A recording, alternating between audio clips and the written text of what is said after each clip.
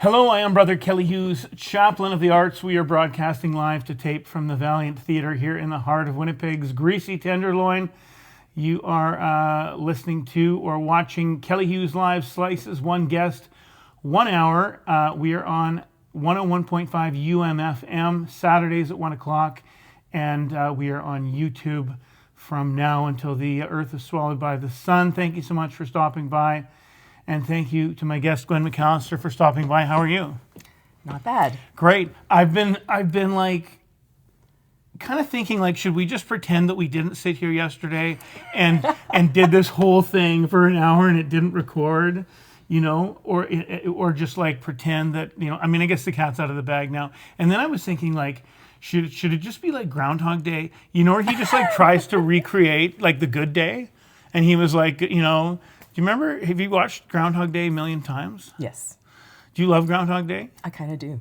And he's like doing the stuff where he's like kind of speeding it along and throwing the snowballs and doing all this stuff and kind of hitting all the marks, but like everybody else is like, what are you doing? What's happening?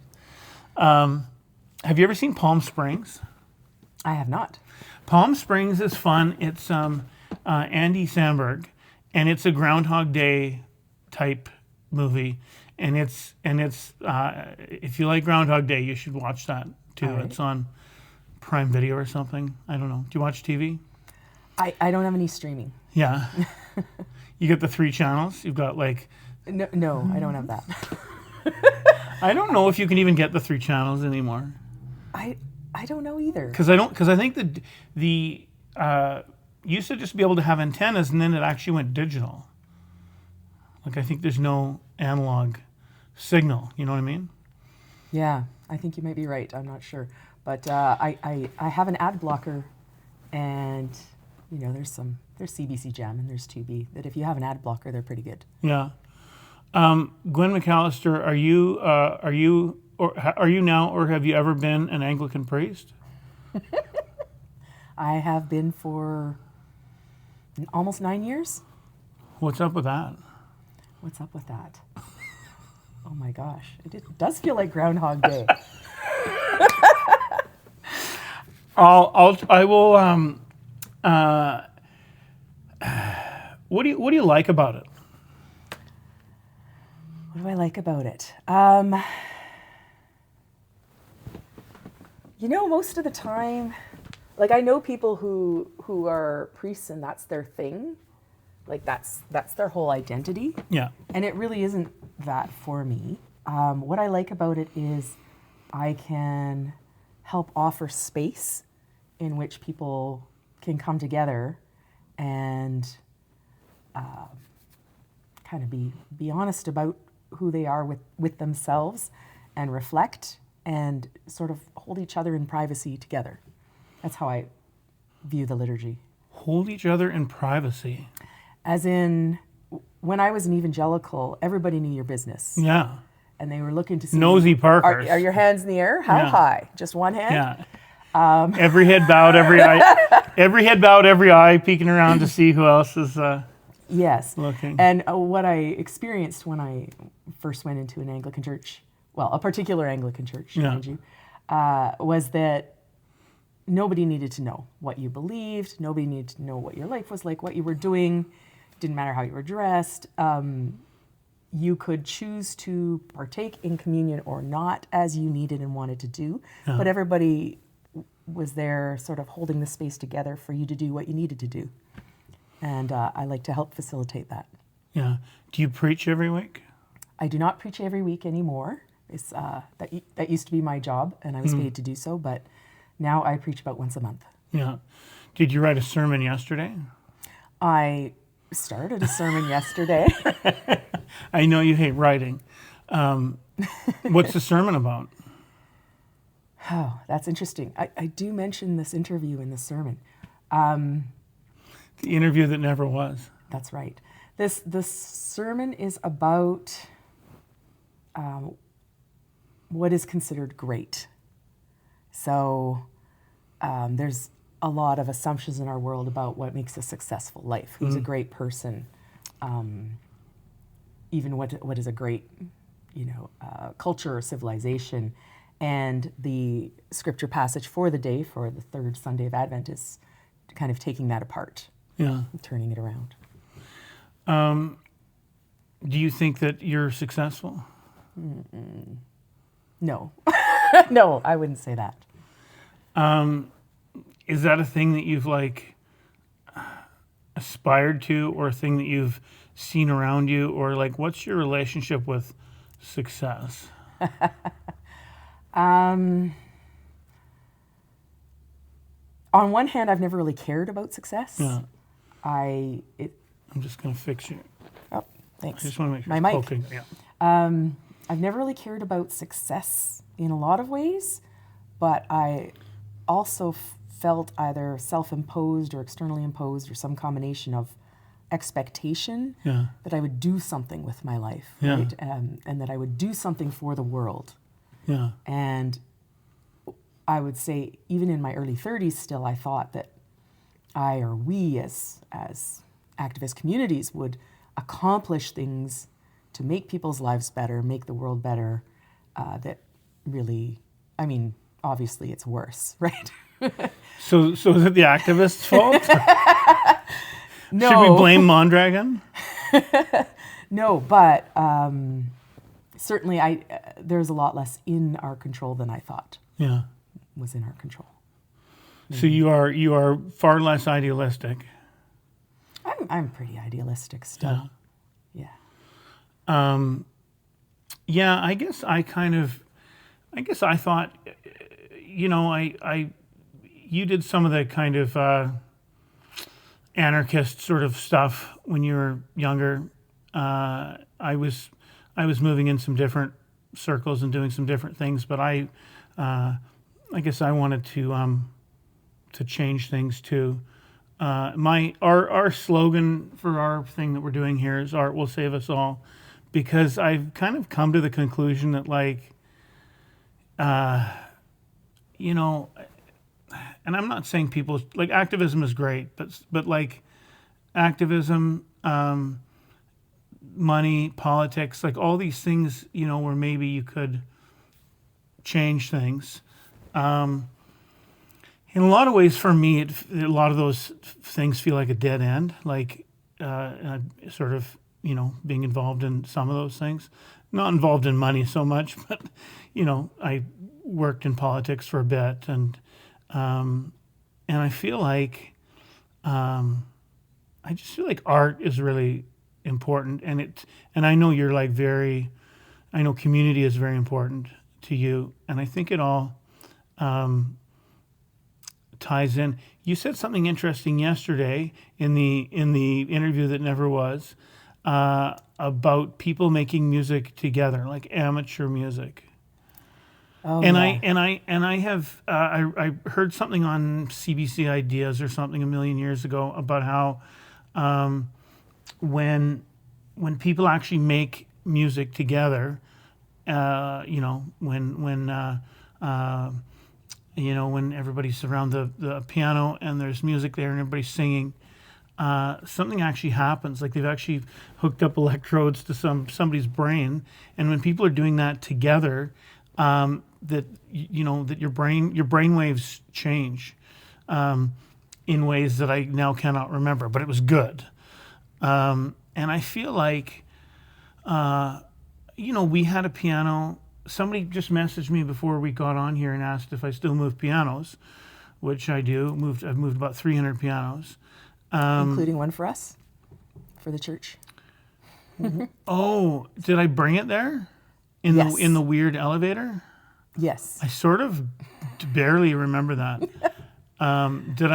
Were you there? Yes. Oh. Did I talk to you? Maybe. Oh my. You were focused. Yeah, well, you gotta, when you're moving a piano, you can't be looking at all the ladies. You gotta just be, Sorry, I know you're not a lady, you're a person. I had that conversation with someone the other day. Whether you were a lady or a They were person? like, does that bother you to be, to be called a lady? And I was like, yeah, actually it does. I'm just like, ew. Anyway, sorry, carry on. I mean, I don't get mad about it, but Yeah, it's funny how,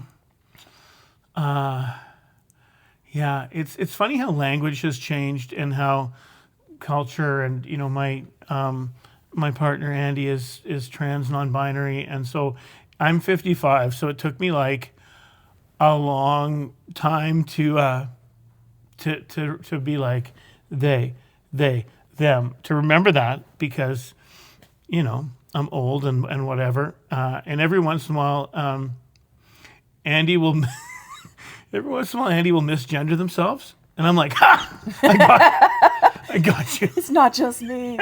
Yeah, we have a cat that's a they, and I'm amazed at how after 6 years I still, slip into one or the other. Sorry, the cat. That was the cat's. That was the cat's decision. It was my kid's decision when we got the kitten. Well, I mean, animals, like it doesn't really matter because, like, why does it matter? They don't care. They don't care. It doesn't matter. Pianos. So we had a piano. We always had a grand piano, and my mom, like Christmas and whatever, we would stand around and we'd sing the, standards and whatever. And do you think? And everybody did. Like back before. I'm not talking like, our ish generation. I mean, like before, like most of the pianos I see are like 100 years old because. They just gave pianos away like candy back in the day, like, early 1900s, like, every kind of middle class person had a piano. So, that was like very common. And even like when I move these pianos, like often people are giving them away now because they don't have room. They don't have room, they're moving or they're redoing their floors. That's pretty common. Okay. The people that are still buying them are like, 80% of the time, honestly, is Asian couples with young kids because that still is important for them that their child learn an instrument. But it's funny because most of the time when I move the piano bench, if you open it up, it's full of a bunch of old music, It's full of a bunch of old music that somebody would have put up and, people would have done that. Do you think we still do we still do that? Is it karaoke? Oh, it has an evolved purpose for us, right? Like, I think people get something or need something out of that. It doesn't maybe have to be singing, but that sort of like being together and it not being just words. Yeah. Or work, Yeah. right? But sort of making something together. Well, sure, people somebody can was make. talking about the vagal nerve or something that when you sing, Oh yeah. it helps heal your psychological state to some extent or something like that. Well, you sing in the choir, I sing in a choir. so your psychological state must be pretty good. Well, All I that just started singing. the choir. Oh, okay. So you get a little bit of catch up to do. Yeah. What choir? It is the Sick and Twisted choir. That most people know Sick and Twisted Theater. Yeah. And it's with them. Debbie Patterson. Right, yeah. Aren't they? Isn't there something coming up, like a show that they're doing? The Christmas panto. Yeah. Yes. And a panto, despite the pantsless person in the poster, the panto has nothing to do with pants No. or pantomime, as it turns Oh. out. So I had to learn that. It's like when people go to the Rocky Horror Picture Show Yeah. and they take part in things and throw Yeah. the toilet paper or whatever. Yeah. It's apparently like that. Yeah. Well, it's very British, right? Panto. Okay. Yeah, it's very British. McAllister, don't you have Brits in your? Don't you have some? I don't think there's any Brits. Really? No. What do you mean there's no Brits? What kind of name is McAllister? No Scots back in the. Well, back in the day? it's Irish and it was probably Scottish at some point. Oh, okay. But yeah. Okay. So where do you so you practice and then you're gonna do? Are you singing in the panto? I actually made the decision not to. I just couldn't manage all the rehearsals and shows with my kid. Yeah. So I made the decision not to. But it's really fun and the words look really interesting for what they're doing. Yeah. Something about emperors. Oh. Well, that's fun. Yes. Where is that happening? I don't know when is it? It's like the weekend before Christmas, there's a whole bunch of them. Yeah. And then the weekend after Christmas, or Okay. after New Year's. Okay. I think there's a bunch of them. And it is at the West End Cultural Center. Okay. And that's fun. Well, the West End, they were trying to raise $50,000 before the end of December, and they raised 70. Which is pretty awesome. Yeah. No, that's great. Yeah. I mean, we need all our spaces. I mean, we need so much stuff is so much of what passes for art and culture is very commercial, or it's sort of corporately owned, or that's why it's I don't know what's happening right now. Elf the musical is happening right now, which seems do you remember Steven Shipper from MTC? He was the artistic director from MTC, and I interviewed him years ago, and it was the year that they were doing Grumpy Old Men the musical at Main Stage. I did not know this was a thing. And I was like, so what's I don't remember what I asked him, what's going on with that, And he said to me, I remember what he said. He said, how unpopular does something have to be before it's art? And I mean, obviously, like, they've got a big space and they're trying to keep bums in seats and whatever, so that's fine and great. I stopped going that year because I was like, okay, I'm not sure that this is the thing I want to be involved with. I mean, I did like the movie. Did you see the movie, Grumpy Old Man? I did. Want to see my man-sized manicotti? Burgess Meredith, the old playing the old grandpa, the old yeah, that was a fun movie. And that goes nowhere. That whole little thing. It might go somewhere. It goes somewhere. But I do think we need all the different things. We need all the different people doing things at different levels. There's do you know who Grant Guy is? Grant Guy does Invisible Theater. So sorry. I don't know if I may have mentioned at some point that I am a cultural desert. I'm kind of clueless about art and music. Okay, well you sent me a message about here's a bunch of things we could talk about, which, I didn't think that we were going to need because, but now, I mean, we need, because we already talked for an hour, so now we got to fill 2 hours. But you did say a cultural desert, and I thought you meant like that you were like the West End was some kind of cultural desert. Or I thought you meant like where you were. Because I was talking about the West End as well, and life in the West End. So you're saying that you just... It was something someone said to me once. You're a cultural desert. And I was like, oh yeah, I kind of am. I just have not, like with the not streaming, I just haven't. Yeah. I just don't stay caught up. Yeah, but pop culture is different than, do you listen to music? Maybe. I sing to myself a lot. Yeah. But I tend to, when I listen to things, I tend to listen to the same thing over and over. Yes. And I also do that with because movies. of your autism. I suppose. Yeah. We had, for a long time, we had Brooklyn Nine-Nine playing in our house just all the time.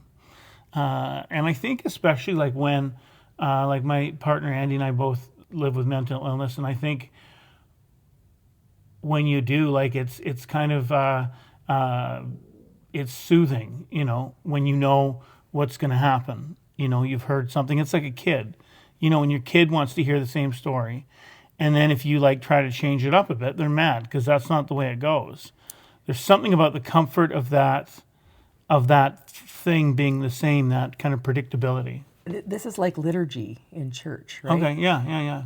So I came out of an evangelical background where liturgy is basically you sing for half an hour and then someone preaches for half an hour, right? After they ask you for money. Well, I didn't run into a lot of that, but No. but certainly that is a thing in the bigger churches. Yeah. For me, liturgy, and even so, the United Church has liturgy too, but it changes a lot. For me, liturgy that is just mostly the same all the time just kind of allows me to sink into it deeply, or sink into a deeper state than just interacting with the words mentally. It's like a mantra. Yeah. And I mean, not that I'm meditating with movies, but there's something about just going a little deeper each time. And then I get sick of it. And I mean, I did watch Groundhog Day every year on Groundhog Day for years. I did the same thing with like November 5th and V for Vendetta and Jesus Christ Superstar. And then after a while, I was like, I can't do this every year. I kind of done for a while, but. What other movies have you seen like more than like 10 times? Oh. Is there a big list? No, it's just that. I'm sorry, I'm just pulling your thing out again. It's just that they're not things I would normally tell people. Oh. Because they're not like, this is who I am, you know, these are the things I care about that are important. It's like, no, this is my trash sort of. I've watched and listened to the audiobooks of Jane Austen's Persuasion. Okay. And Pride and Prejudice over and over and over. The movie. I don't know that people would call those things trash. Well, I mean, but they're not. It's like 18th century trash or whatever. I actually, what I like about them, what I like about her writing, is particularly in those two, is how there's an expectation that people will grow and change. Yeah. And that people are meant to help each other do that. Yeah. And if you're not doing that, then you're not fulfilling your job as a person in society. It's just kind of an interesting thing that we kind of lack, I feel like. Yeah. In our current day. Of course, that was only people with money, I think, who had that expectation in her day. But yeah, I mean, I don't know. If you want to read about the other people, you can read Jude the Obscure. So fucking depressing. It's so depressing. Oh my God. I was just like, what? What just happened? Yeah. So, and like Moonstruck. Yeah. I just love Moonstruck. It makes me laugh out loud. I love how the people yell at each other and love each other. It makes me want to be Italian. Yeah. So you don't yell at your kid? No, I don't. Yeah. Maybe I should. Yeah, maybe. Teach him how to be expressive. Kelly's parenting advice. Get it while it's hot. No, I mean, but Moonstruck is wholesome. I mean, that's nice. It's so wholesome. You know, I love wholesome. This is it. Have you watched Brooklyn Nine-Nine? I have not. It is so wholesome and good-natured. It is like, because you don't stream. But anyway, if you ever are in somebody's house and there's Netflix and, you're trapped in a snowstorm, you should watch that because it's just, to me, like, it is so good-natured. And I really like that, like, even just sometimes, like, with my anxiety or like things that trigger me or whatever, like sometimes I can't, I don't want to watch shows where people are arguing all the time. Like the bickering you're talking about in Moonstruck is a little bit different. It is. The Italian family stuff, which my mom was Italian, so. There's something about TV shows of the last couple decades, or series in which that people are kind of just mean. They're mean. Mm. Maybe that's 3 decades. Yeah. Yeah. And I just I don't want to watch it all the time. No, you want people to be nice. Well, I mean, it becomes background to your reality, right? Yeah. It helps shape how you understand yourself in the world. And yeah, I don't know. I've been told by friends that I'm too sensitive and I should be able to just watch, Game of Thrones or whatever. And no. There's lots else to do. How do you feel when somebody says you're too sensitive? Well, I asked. I was like, am I just being too sensitive? Like what? And they're like, yeah, get over it. Oh.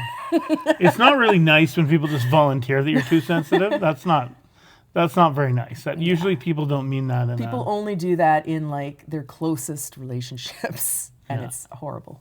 Yeah. Yeah. We only shit on those that we love the most. Yeah. Those we're closest to. Yeah. That's fun. But you kind of are a person who believes in connecting with your wider community. You're not holed up. Not that there's anything wrong with being holed up in your house watching streaming, but you've always used to be involved with Mondragon. How do you say that? Mondragon. Mondragon. I'm not Spanish, but Okay, you're Irish. And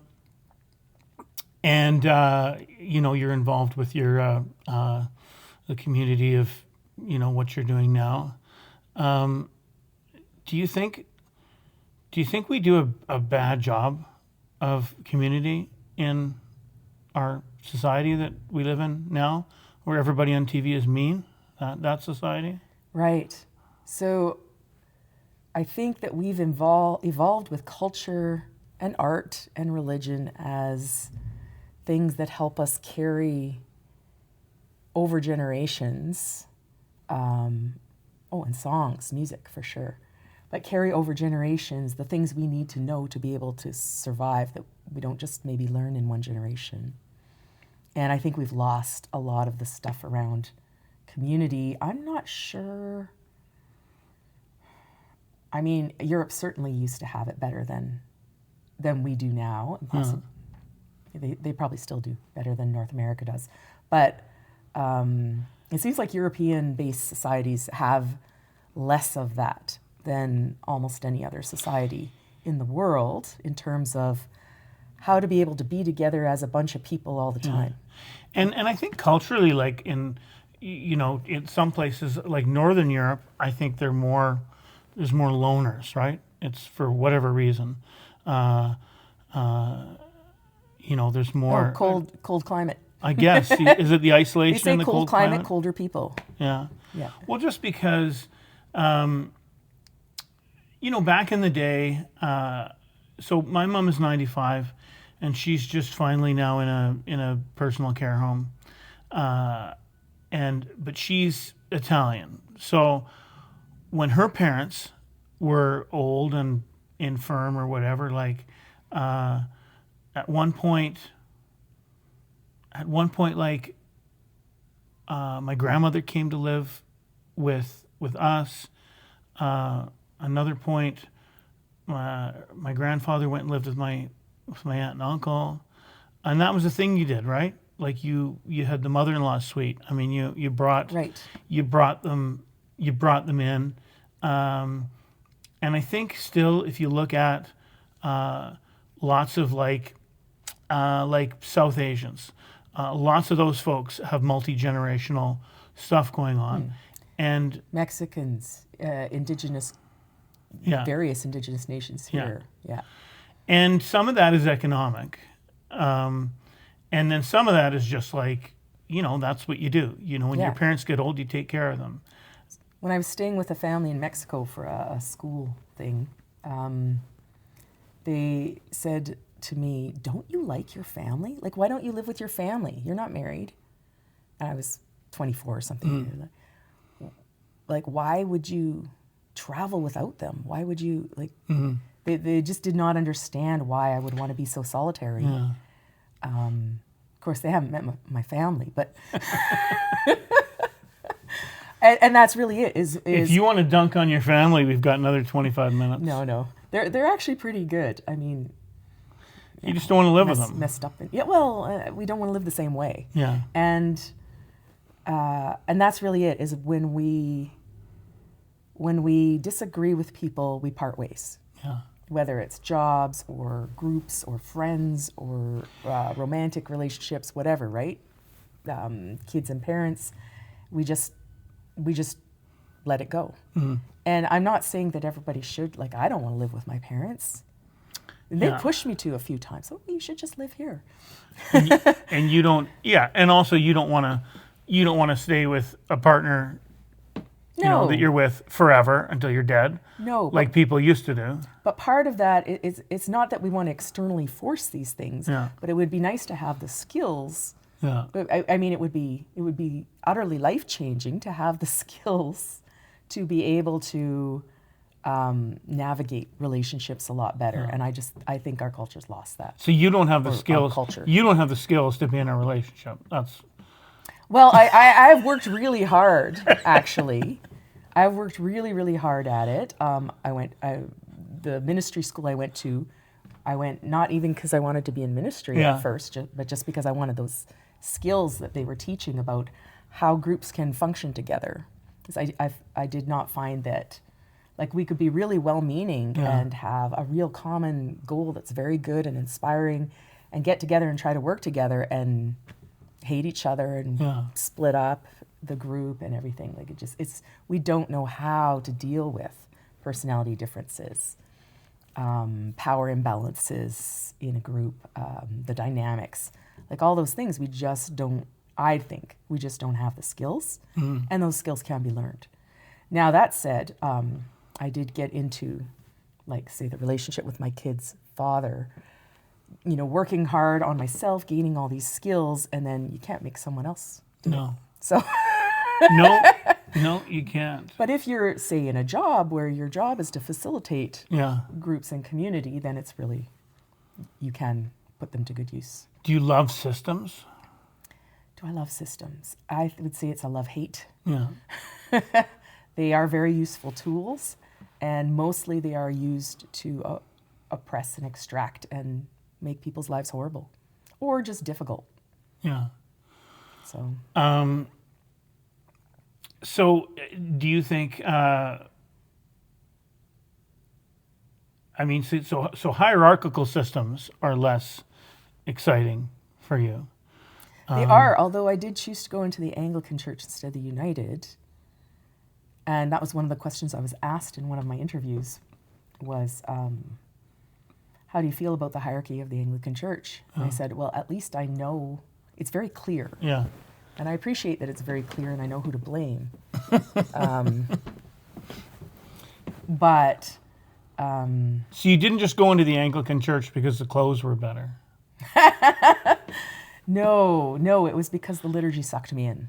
Yeah. I wanted to be a Quaker. I was trying to become a Quaker. Oh, yeah. I still think I'm, but you intellectually a Quaker. You couldn't find any Quakers? Oh, no, there were Quakers. Yeah.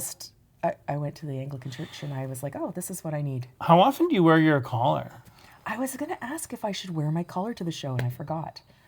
I only wear it... I only wear it when it will be useful for people. So I wear it at Sunday services. If I'm doing something in the liturgy. If I'm just there attending, I don't wear it.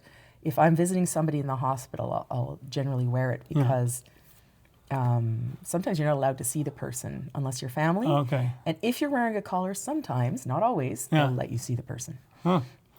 So there's that, yeah. Well, I should get a collar, and then, like, can you get into movies for free and stuff too? And you just... I actually was speeding once to church when I was doing a placement because I was late. Yeah. Because I couldn't find my collar. Yeah. And I was cutting a white yogurt container into a collar on the road, and I got pulled over on Higgins. And then I was even later, and I missed the procession in. And the priest said to me after, "Why didn't you just tell them that you're a priest and you're on your way to see some old lady and it's important?" Yeah. And I was like, "I'm not gonna use that way." You're like, "I'm a priest. Look at my yogurt container." So yeah, I know there are people who are in it for the old privilege, but that old privilege is just about gone, right? People who are in it for the parking space and the respect and everything. And I do think, like, I don't know, there must be guys who walk around out in the world wearing their collars when they probably don't need to. I know someone who I've seen that I've kind of figured probably does that because it's, you can wear it whenever you want. Yeah, I know women who have done that just to make it more normalized. Okay. And I know people who, I heard about one guy who was like our age or younger, who would play soccer in his cassock, the full black long thing. And that's like an enmeshment in identity that I don't really understand. But that's funny. Most Anglican priests, no, that's not entirely true. Because I would say a lot of the ones a decade or two older than me, half of them would not see being a priest as their identity, right? Yeah. But half of them would. Yeah. Where it's like, this is who I am. You know, I will be a priest till I die. Because even if you're not working as a priest, you're still a priest, right? So also you can be called on to do things as long as you're a priest who is still licensed. Oh, okay. Whether you retire or not, you're probably going to end up still working. It's like it's like the army. They can reactivate you. Well, it's I don't know, actually. I don't know anything about the army. But I appreciate that you were thinking and you were going to give me a bullshit answer. I appreciate that. You thought about that. The Anglican Church is big and pretty diverse. And it's all over the world. Yeah. And I was in the grocery store the other day and some guy's like, sir, and I turn around and it's some guy and he makes me take a tract, which is something like when I was an evangelical, I didn't really give out tracts, but I mean, I definitely proselytized and did all that stuff. Did you? Wow. Sure. I totally failed at that. I hated it. Oh yeah. I hated Horrible. it. But I felt like I was going to go to hell and send everybody else to, you know what I mean? I was it's guilt about people. If you really believe people are going to hell, you got to do something. Oh no, I hated it so much. But anyway, so this guy gives me a tract and I'm like, And then I thought, this is my punishment for spending all those years as an evangelical, is I'm going to have Africans trying to proselytize me. This is what I get for giving money to missions. We sent Christianity over there, and now, because there are so many... we are being re-evangelized. Yeah. Yes. Because the Anglican Church is pretty big in Africa, right? Yes. And there's different ideas about things. How do they deal with that? I mean, probably at your level, it's not something that you're worrying about all the time, but no. Well, and there's a whole politics of what's happening there right now, especially because of the new Archbishop of Canterbury is a woman. Okay. And there's like a kind of split off movement that says we are just keeping the original movement in some African churches. So it's but like say this Anglican church in South Africa and the Anglican church in Uganda have really different ideas. Yeah. But so are you saying there's an actual split happening where there's I was saying that we're not we are now we are the true worldwide communion. You are no longer the Anglican communion because you've broken with its ways. Yeah. So yeah. So it's kind of like I can't remember what it's called. I should know, but I don't. So it's kind of like the I mean they're not as big, but like sort of that. I guess there were lots of. It's a schism. It is. It's a schism. Well, is it? I suppose it is. I don't know in practicality how much difference it will make, but it might affect real people's lives, especially the homophobia might really affect real people's lives in those areas if that solidifies more. Yeah. We talked yesterday about patriarchy and capitalism and religion and how all those things have worked. Colonization, imperialism. Yeah, how all those things, all the isms, how they've all worked together to maintain social order and to keep certain people at the top. Oh, the coercion. Yeah. The coercive elements of it and the social control. Do you think, what, I think in a lot of ways, do you think religion is neutral? Or do you think, what do you think about that? I think religion is like deeply inherent in humanity, like an evolved thing again. But it not that people have to be religious, but the tendency to ritual and to understanding ourselves. One of my cats is in here. Sorry. Oh, is that what that sound is? Yeah. He's a terrible mouser. He just walks around yelling. I thought it was a squirrel or something. Go on. I'm sorry. Yeah, no. I think that like religion, just like with art and music and such, I think that there's something deeply useful and meaningful that we can tap into, but also that it's really dangerous, especially the less people are owning it or seeing themselves as engaged in making it, having any power in it, right? You want amateur religion just like you want amateur music. Well, I do believe that everybody needs to sort of wrestle with what it is, I guess your task for healing or for work out your salvation with fear and trembling. Yeah. What do you think? I think that we are becoming more irreligious generally. For sure. What do you think about that? What does that mean from an evolutionary perspective? I don't know. Since you keep talking about evolution, I used to think that The Handmaid's Tale was way off because we were obviously becoming less and less religious. And yeah. That wasn't how things were going to play out, and apparently I was quite wrong.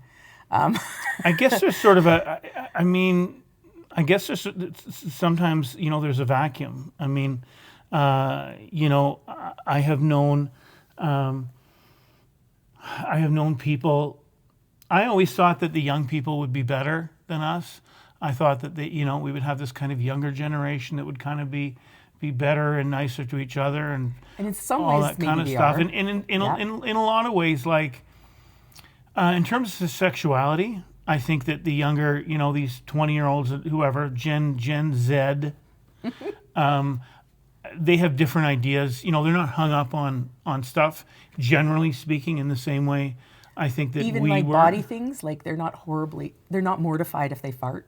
Yeah. Right? Like there's ways in which they're more accepting. Yeah.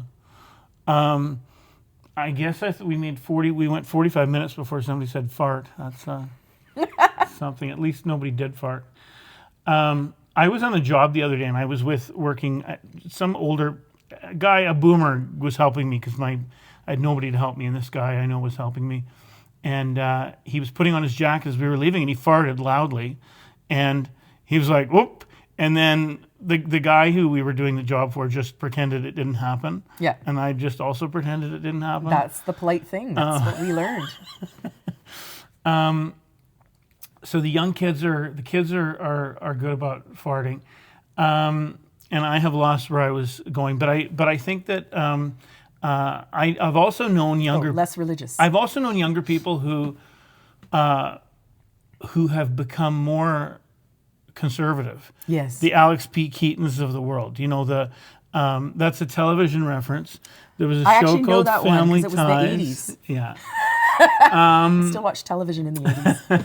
Lots. But I knew a guy who grew up in, I don't remember what kind of church he grew up in, kind of a normal-ish church, and then he became like a hardcore like Orthodox. He joined some Orthodox church that was like a very conservative Orthodox kind of. It was a bunch of like ex-evangelicals. Did he then join the army after? Because I know that guy maybe. Anyway. I don't know. Sorry. And so, I guess everybody's looking for something, and there's, I guess, comfort in some of those things for people. It's a bit. Yeah. I don't like it because I just think. I think that we should, the golden rule. I think that we should be, as Bill and Ted say, be excellent to each other, right? I mean, I think we should, going back to your thing about being great, I think we should be great to each other. Like, I think if we can't do that, what's all the other stuff for, That's got to be the core, right? Yeah. So all the other stuff is just supposed to help that. Yeah. But I do think that there's value to the well-worn path. Sorry, I stare off when I'm thinking. I'm not looking at anything. I'm looking at the clock, and then I gotta go and look at this thing. I'm so paranoid that we're not recording. I'm looking at the clock. You don't need to worry about it. when I've gone to therapy before, I have been, or like my psychiatrist, like I've been sort of, sometimes I've been criticized, or it's been like noted that I was not looking at them, that I had my eyes closed. And I've been reading about autism, being on the spectrum and all that stuff. And like not making eye contact is a thing that sometimes happens. Well, and a therapist should know that if somebody's not looking at them, yeah, that there's meaning in that, there's reason, right? Yeah, but therapists are like priests, right? Some of them are good, some of them are playing soccer in their hassock. No, but it just to me, like, if I close my eyes, it's easier for me to concentrate, right? If I'm looking at you, then it's harder for me, because then I'm like looking at you and you're looking, you know what I mean? There's another thing. So I get it. You can look wherever you want. Okay. Hopefully you remember what you're talking about. I think I was saying something about the well-worn path. Yeah. That I think that there's value in the well-worn path, in tradition and ritual, because those things have become meaningful over generations for a reason. So like, for example, in a funeral, funerals can be profoundly unmeaningful and just dreadful, right? And just feel worse. But there's like 4 main parts to a funeral, and it's kind of a process and a path through that hits different things that are important in the process of people being together, of letting go, of honoring, of mending what's been torn by the loss, of together comforting and being there, supporting the people who've been closest to the person who died. Like there's something more useful, psychologically speaking, and socially speaking, I would say, in that process than in we'll just get together. We won't have a funeral at all, or we'll just get together and eat and drink, and that also has value, but it doesn't cover as much, right? So there's sometimes a lot of purpose and meaning in the way the rituals and the traditions have been built. There's also garbage and prejudice in them, right? So you have to sift the treasure from the trash. Do you do a lot of funerals? I don't do near as many as I expected to when I was going into this position, because the people are older, right? Yeah. Many of the people are older. So they're hanging on. But I have done, maybe equivalent of 2 a year, maybe 15.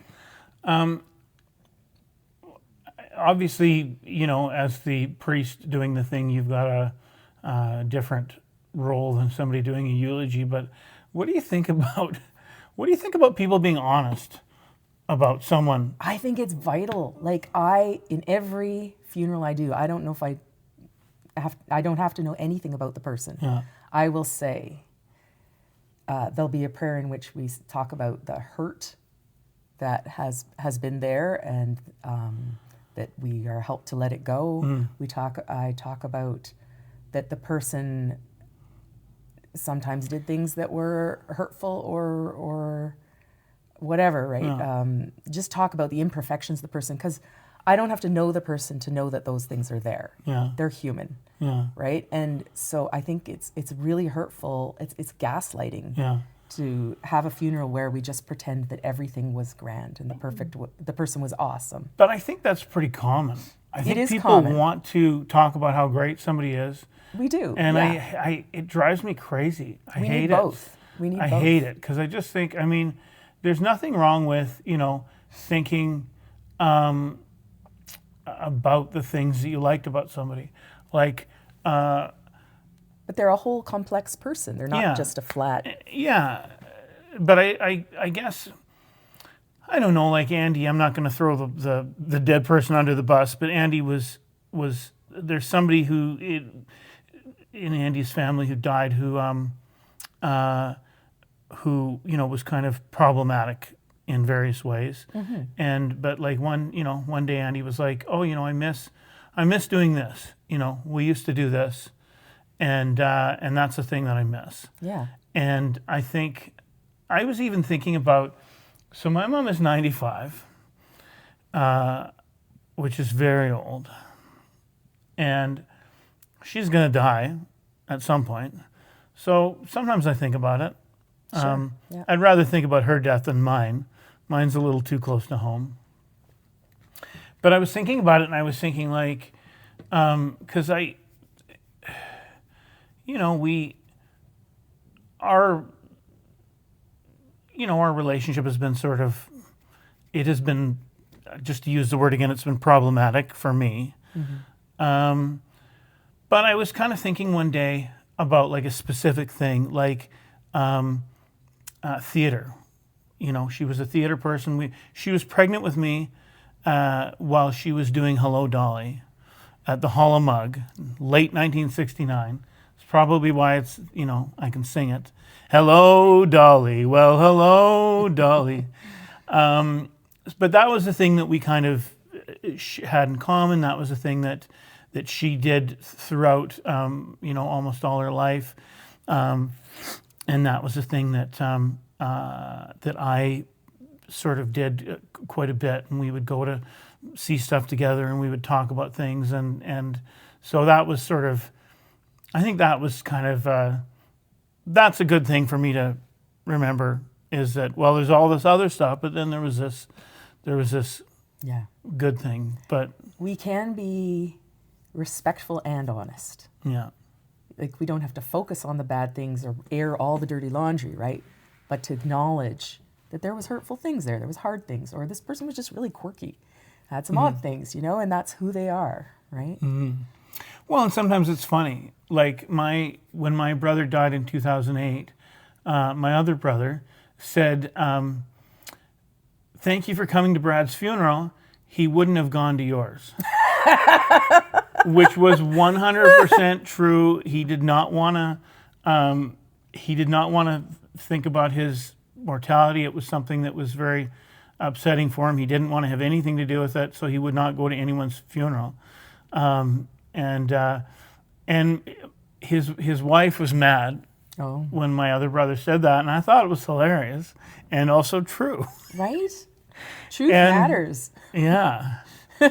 Like, people need to recognize the person and say, yeah, that's really true, to be able to engage meaningfully, for the funeral to fill its purpose, right? I know a young priest. She was young at the time. She's still a lot younger than me. Who a woman died, elderly woman who swore a lot, and so when she did the funeral, she had a swear jar, and she kept swearing and putting coins in the jar, as that woman would have done. That's funny. Which is the lady had a swear jar? Oh, I don't know if she had a swear jar herself, Yeah. but like the priest needed the swear jar right. to illustrate. hold it. Yeah. And that's maybe a little on the edge. Yeah. But people loved the funeral. They loved it. They're like, yeah, that really captured who she was, and we felt like she was there with us, which is the first part of what you need to do in the process of a funeral, is to have the person really there with you. Feel like this is who this person was. Do you swear? Are you a swearer? I swear terribly. Yeah. Yeah. Like, you're not good at it? No, my mom was no good at it. She's funny because she grew up in a Ukrainian-speaking household, but never really learned Ukrainian herself because her older sisters were speaking English anyway. Yeah. And her worst swears when we were little were like, "Bloody donkeys," and we would laugh. Anyways, no, I do swear terribly. It used to bother my son when he was younger, but it doesn't bother him anymore. It is interesting. My friend Laura, that you know, she swears around her kid all the time, and when he comes over here, people smoke weed outside, but everybody swears because people swear. And I guess she's just said, these are adult words, or, whatever, right? Like, she has the conversation. Appropriate, not for grandma, not for school, but appropriate for certain settings. And so that's interesting to me because,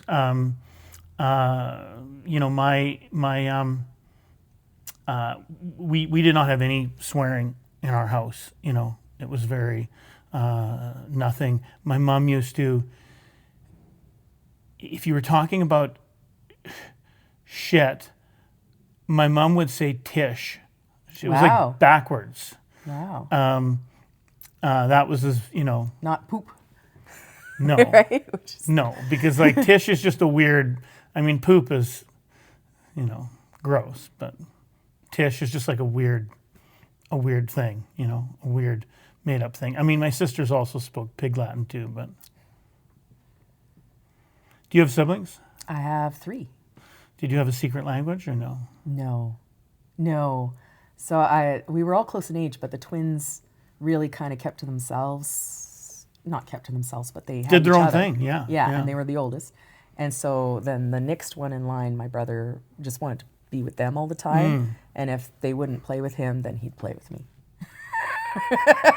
So I was the youngest and left over. They had to tie a pork chop around your neck just to get the dog to play with you. Well, we had a great dog. I played with the dog a lot. Well, that's it.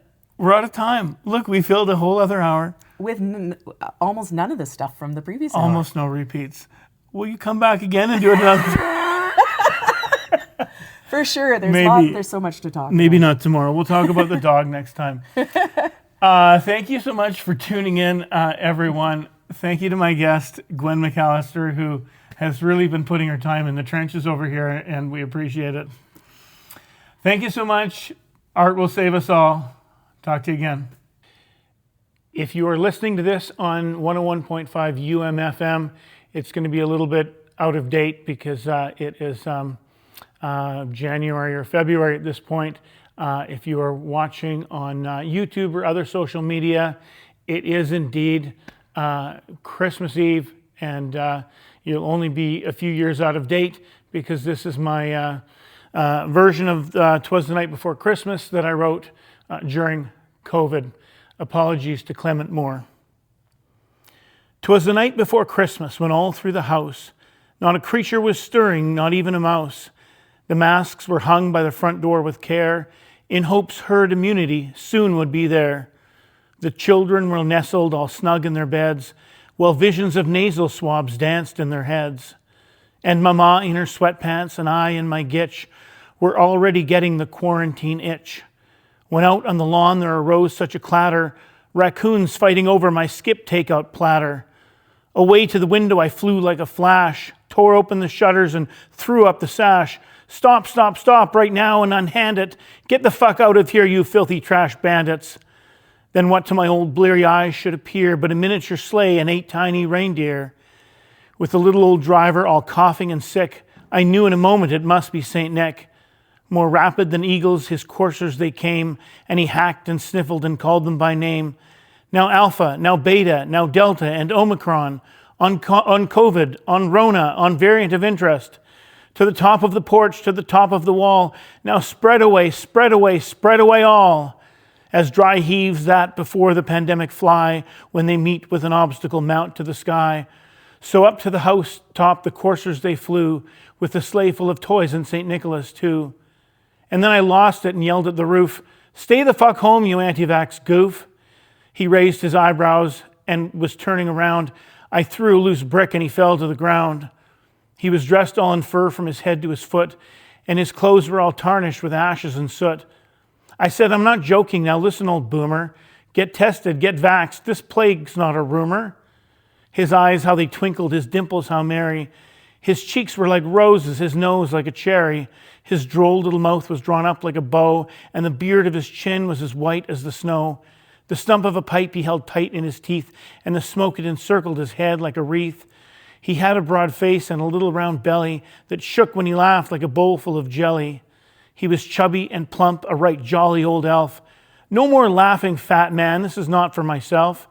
If you don't pay attention, we'll never have Christmas. Get your shit together or you'll be out of business." He spoke not a word, but beamed a big smirk and refilled his sleigh, then turned with a jerk. He gave me the finger, turned up his nose, and jumped in his carriage, and skyward he rose. My partner, they said as they lifted their bong, "What was that business out there on the lawn?" "Just some old bastard can't get with the times. Now where's the remote? Let's watch Wheel of Time." Happy Crimbo to all, and to all a good night, and a better goddamn year. Let's sort this shit, all right?